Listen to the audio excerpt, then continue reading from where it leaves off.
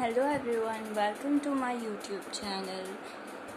So in this video we will continue our chapter number 1, sources of studying the history of ancient India. So in the previous videos we had completed it till the coins and inscriptions, right? And we were made from this paragraph of individual and governmental inscriptions. So इसके पहले का जो part है वो अगर आप लोगों ने नहीं देखा तो पहले आप उस पार्ट को देख लीजिए, तो ही आपको ये जो पार्ट है वो समझ में आएगा.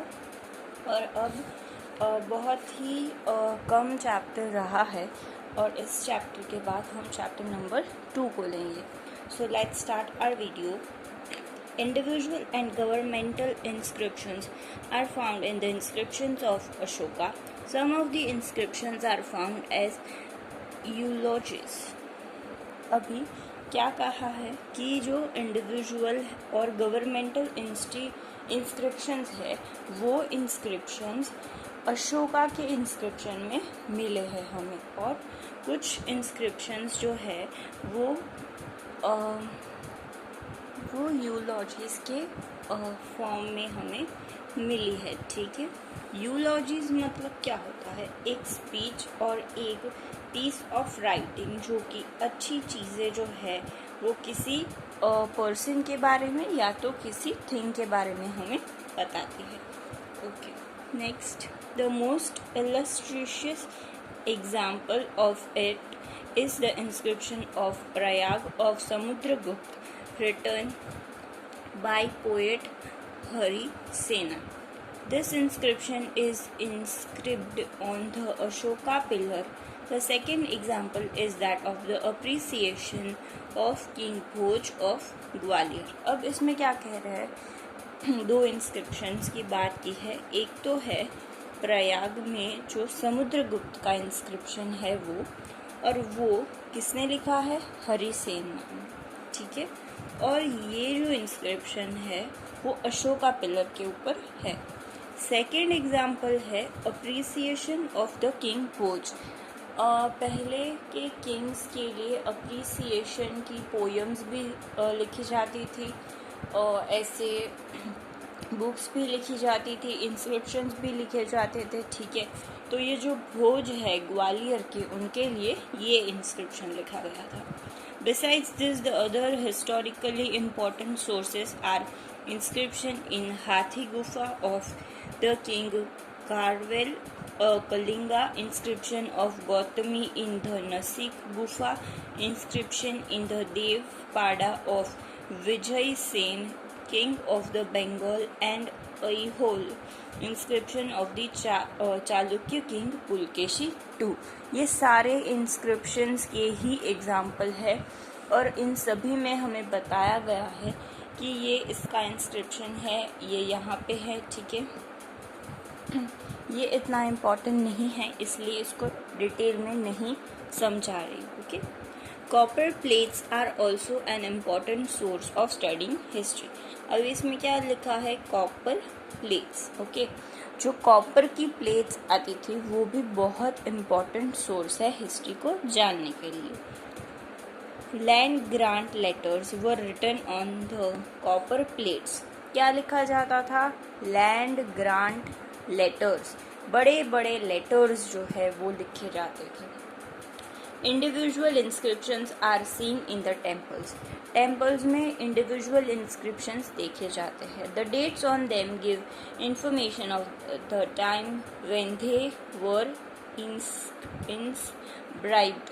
मतलब कि जब वो लिखे गए थे उसका टाइम पीरियड बताती है और डेट बताती है. ठीक है, they also provide information of the language. हमें लैंग्वेज की भी इंफॉर्मेशन मिलती है कि कौन सी लैंग्वेज उस टाइम पीरियड में थी, कौन सी किंगडम में कौन सी लैंग्वेज बोली जाती थी, कौन सी स्क्रिप्ट लिखी जाती थी. ठीक है, the inscription of the Gupta period is found in Sanskrit. अभी ये थोड़ा सा इम्पॉर्टेंट है. ठीक है, कि जो इंस्क्रिप्शंस है गुप्ता पीरियड के वो किस लैंग्वेज में थे, तो वो संस्कृत लैंग्वेज में थे। संस्कृत हम सबको पता है कि बहुत इम्पॉर्टेंट लैंग्वेज है।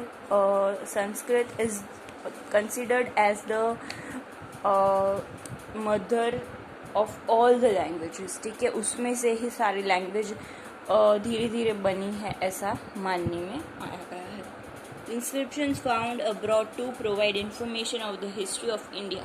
The inscription found from the Bogskoi in the Asia Minor, that is Turkey's, was of 14th century 1400 BC. There is the reference of the Vedic gods on it. The inscriptions of the Parsi police and the Bahis stone provide information about the attacks of Iran on India.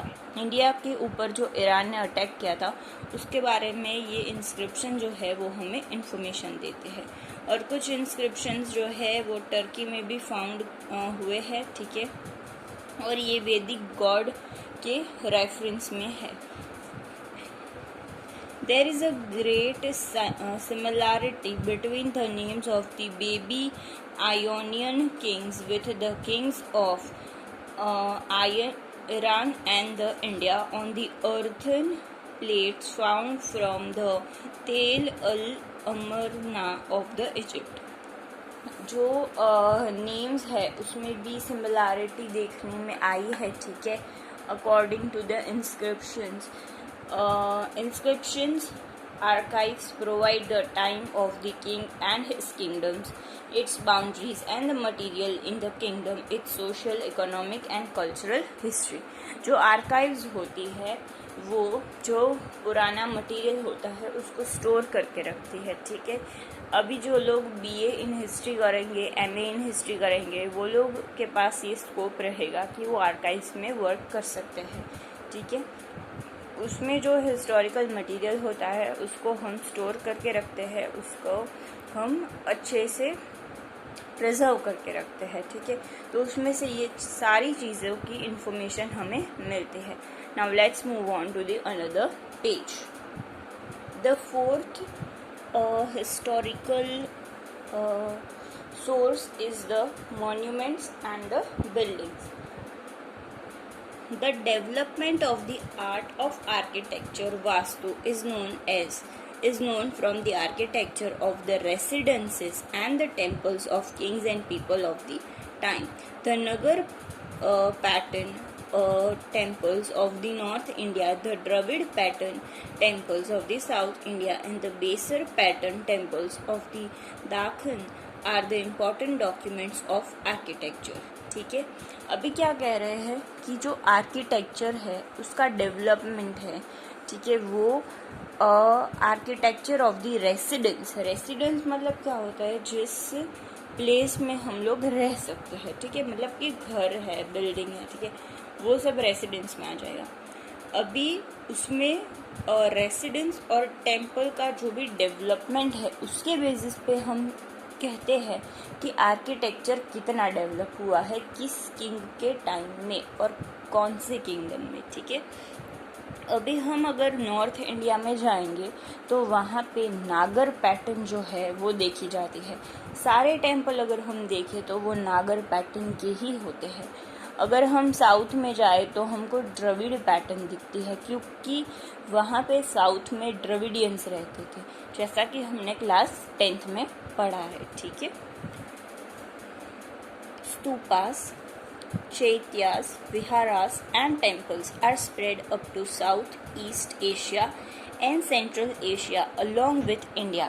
Stupas है, फिर विहारास है, temples है, चैत्यास है, ये सब जो है वो फाउंड होता है साउथ ईस्ट एशिया में और सेंट्रल एशिया में, इंडिया में भी फाउंड होता है। It includes the propagation and spread of the Indian culture. ये शो करता है कि कैसे इंडियन कल्चर पूरे वर्ल्ड में फैला है। The great evidence of that is the Borobudur temple of the Java built in the 9th century BC. ये वो टेम्पल है, ठीक है, जो 9th century BC में बना था, और ये टेम्पल एक बहुत ही बड़ा एग्जाम्पल है of the spread of the Indian culture. ठीक है, अभी नेक्स्ट है स्टेचूज. स्टेचूज तो हम सबको पता ही है. ठीक है, ये भी बहुत इम्पोर्टेंट सोर्स है. In order to study the history, statues are important source of information. The sculpture of statues are seen in larger extent of Kushan, Gupta and post-Gupta period. The statues of the Kushan period have been greatly impacted by the foreign art. The art of the Gandhar and the Mathura patterns are the best among the arts of statues. अभी क्या कह रहे हैं कि जो स्टेचूज़ है वो भी एक इम्पॉर्टेंट सोर्स है. ठीक है, ये फर्स्ट पॉइंट हो गया हमारा. सेकंड पॉइंट क्या है? Sculpture of statues are seen in larger extent. बड़े एक्सटेंट में हमें कुशन में, गुप्ता में और पोस्ट गुप्ता पीरियड में देखने को आते हैं. मतलब इन तीनों पीरियड में बहुत सारे स्टेचूज़ बने हैं. ठीक है, the art of the Gandhara and the Mathura pattern, ये दो पैटर्न है. ठीक है, उनके आर्ट जो है वो बेस्ट है among the art of statues. ठीक है, the statues found from the Sanchi, Amaravati, Bharhut and the Bodh Gaya are exhibit clearly the well developed art of the statues. कैसे वेल डेवलप्ड हुआ पूरा स्टेचूज का जो है आर्ट है, वो कैसे डेवलप हुआ, ये सब हमें इसमें से दिखता है. ठीक है, नेक्स्ट है art of painting. Art of painting तो हम सबको पता ही है कि पेंटिंग पहले से है और केव्स में भी पेंटिंग हम देखते आ रहे हैं. ठीक है, the art of painting has been an important source of studying Indian history since the time of the painting of stone age. Its important illustration is the cave paintings of the Bhimbedka. Such an art was developed in the Gupta period. The world-famous painting of Ajanta are the climax of the development of painting.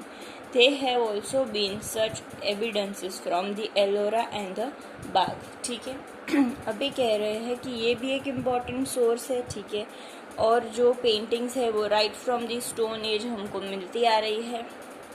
भीमबेडका में भी cave paintings हमको found हुई है और ये जो है वो डेवलप्ड हुई थी गुप्ता पीरियड में. ठीक है, गुप्ता पीरियड में बहुत सारा आर्ट जो है वो डेवलप हुआ था.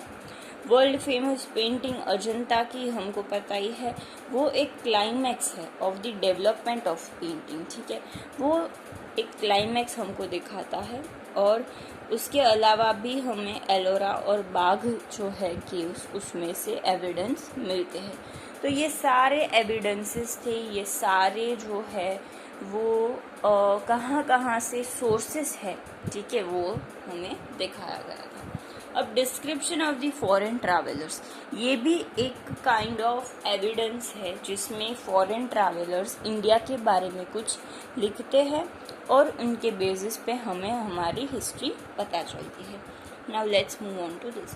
From ancient times India has been in contact with the foreign countries. ये इम्पॉर्टेंट है, हाँ, आप इसको लर्न कर लेना.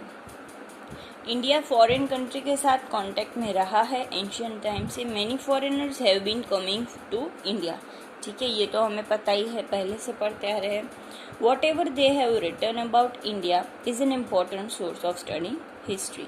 इन ancient India pilgrims had come from Greece, Rome and China. Pilgrims का मतलब वो होता है जो लोग कोई रिलीजियस प्लेस पे जाते हैं. ठीक है, वो यात्रा उसको बोलते हैं, वो वहाँ जाते हैं. ठीक है, और रिलीजियस प्लेस को विजिट करते हैं, उनको हम कहते हैं पिलग्रिम्स. वो ग्रीस से, रोम से और चाइना से आते थे. Some were ambassadors, some had come to study religion and some others come for trade and commerce.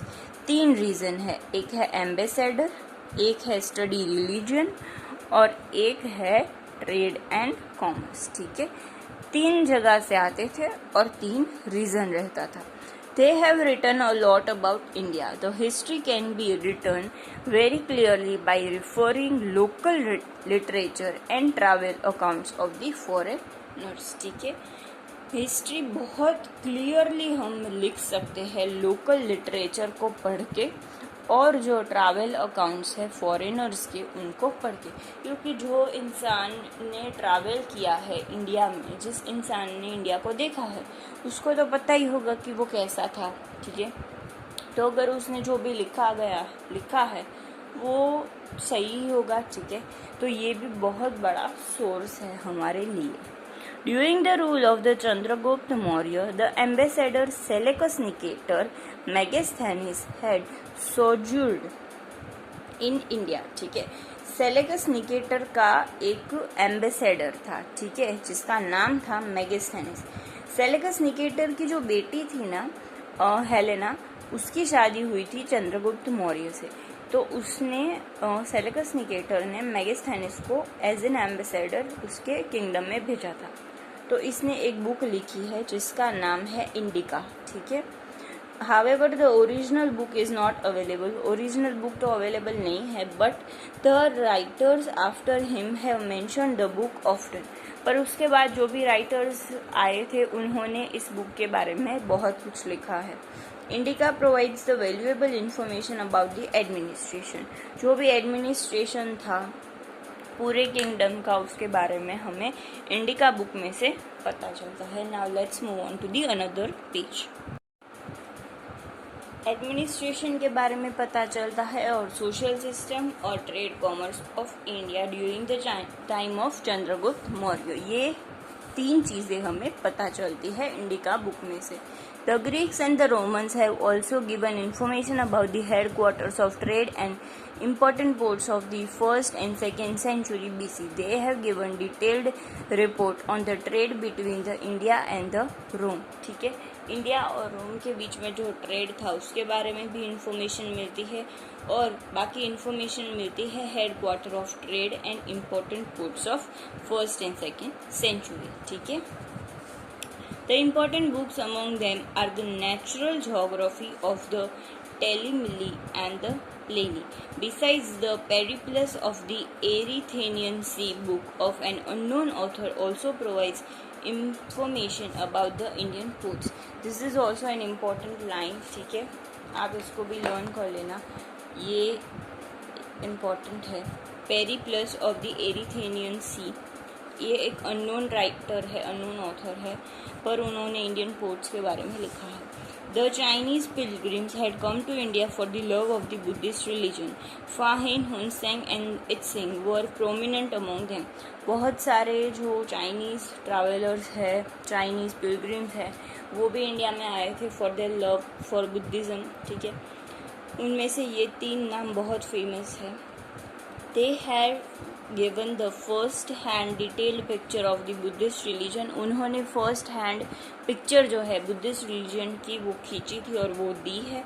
Buddhist pilgrim places, emperor Harshavardhan, Nalanda university and the then Indian society, इन सब के बारे में भी इंफॉर्मेशन दी है। ओके, नाउ हमारा जो चैप्टर है वो यहाँ पे कंप्लीट होता है, ठीक है।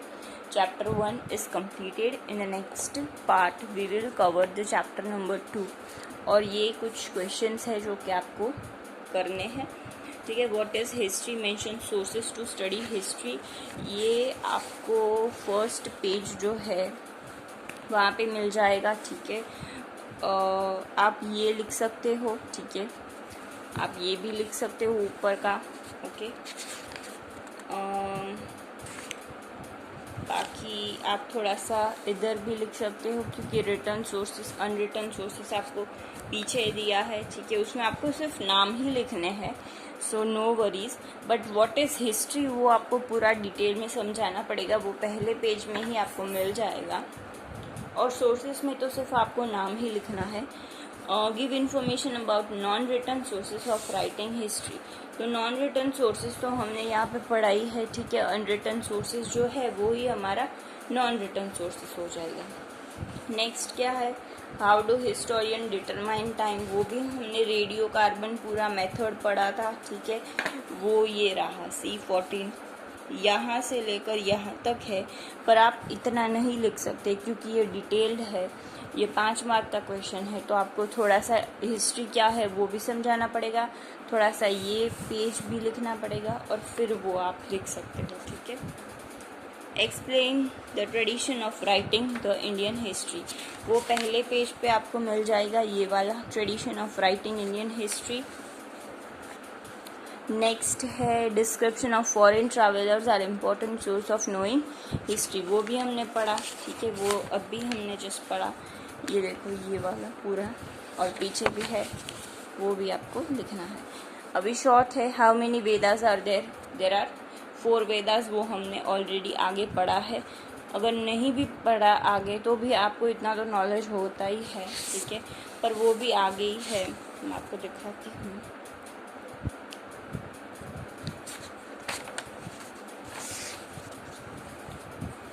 ये रहा, ठीक है, यहाँ पे हमको वेदास के बारे में मिल जाएगा इंफॉर्मेशन, और डिस्कस इम्पॉर्टेंट बुद्धिस्ट बुक्स भी आगे है, संगम लिटरेचर भी आगे हमने दिखा, कॉइन्स भी मैंने आपको पूरा दिखाया, मॉन्यूमेंट्स भी दिखाया, ठीक है। मॉन्यूमेंट्स में आप ये लिखोगे, ठीक है, ये वाला पूरा, कॉइन्स में आप ये वाला पूरा लिखोगे, ठीक है। जितना भी आपको लगता है कि सफिशिएंट है उतना आप लिख सकते हो। अभी अगर हम MCQ देखें तो which method is follow to decide the time of the remains, C14 we all know, ठीक है। Which are the most important books of Buddhist literature, Tripitaka, ठीक है। Who is the writer of the Rajatarangini, Kalhana, this is important, Kalhana. Where was Sangam literature constructed, Madurai, ठीक है, मदुराई में Sangam literature constructed हुआ था।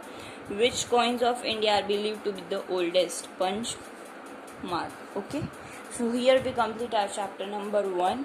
In the next video we will continue with the new chapter, that is chapter number 2, Harappan civilization, which is a very interesting chapter. So keep watching and take care. Goodbye.